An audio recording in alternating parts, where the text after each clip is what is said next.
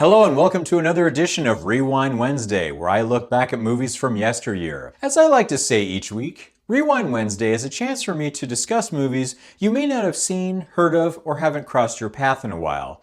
Well, this week I picked a movie I haven't seen yet. Since yesterday marked the beginning of Lunar or Chinese New Year, I decided to talk about a movie that's been on my radar for a long time, but I just never got around to watching.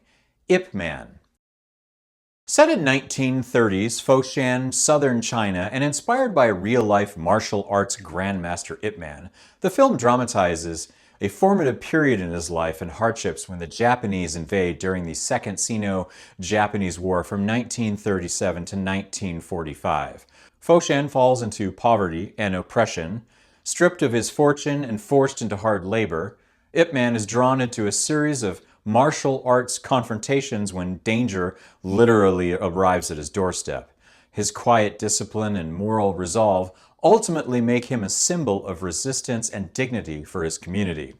Later in his life, Ip Man would go on to teach his style of martial arts, known as Wing Chun, to many students who would go on to become martial arts masters themselves, but the most famous of his students was Bruce Lee, pictured here. Ip Man is portrayed by Donnie Yen. Audiences may recognize him as the Kyber Temple Guardian Chirrut from Rogue One, a Star Wars story, or Kane in the John Wick series. I like Yen in this because he brings a variety of characteristics to the part. He is the very humble resident of Foshan with a smile that brings warmth to the recipient and a steadfast and disciplined master of martial arts. His speed and endless energy make watching him duel each opponent thrilling. I really like this movie. It surprised me because the only two things I knew about it was that Donnie Yen starred in it, and he played the man who would eventually go on to train Bruce Lee. Otherwise, I went into this movie rather blind. I had no idea about the Japanese invasion of China in the late 1930s to 1945, and I didn't know what the movie was going to be about.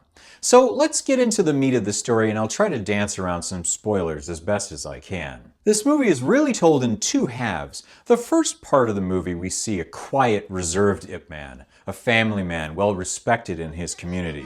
He is wealthy, with a wonderful home that sits in Foshan, which is a prosperous city in southern China. And the second half of the film, there is poverty and hardship after the Japanese invasion. Here, Ip Man does what he can to provide for his family and attempts to remain chipper in bleak times.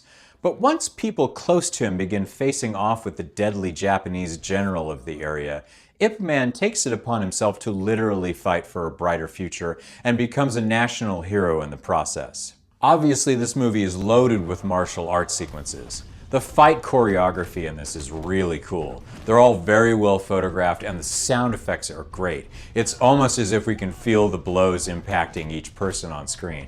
But this movie goes deeper than just fighting. We see Ip Man in his community, liked, respected, and respectful. We see he could be a better father and a husband, and the hard times seemingly bring him closer to his family. But importantly, we see the beauty of martial arts and the dichotomy of southern Chinese fighting style to that of northern Chinese and Japanese martial arts. One is graceful, patient, and the other brutal and hasty.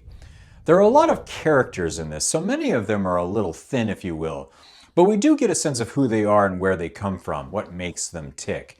But watching Ip Man rise from someone uninterested in teaching Kung Fu to actively participating in it out of necessity, that growth, although minor, is very nice to see. I was happy and surprised that this movie wasn't just a lot of unnecessary fighting. The sequences had purpose and were incredible to watch. Although the first half of the movie is a little slower, the second half is very engaging, enthralling, and enlightening at the same time. I recommend Ip Man and give it 4 hearts. Just know that unless you know Cantonese, Mandarin, and Japanese, you're going to read a lot of subtitles. No, don't watch the dubbed version. No, don't do it. Thanks for watching. Remember to be kind and Rewind Wednesday. Have a great week.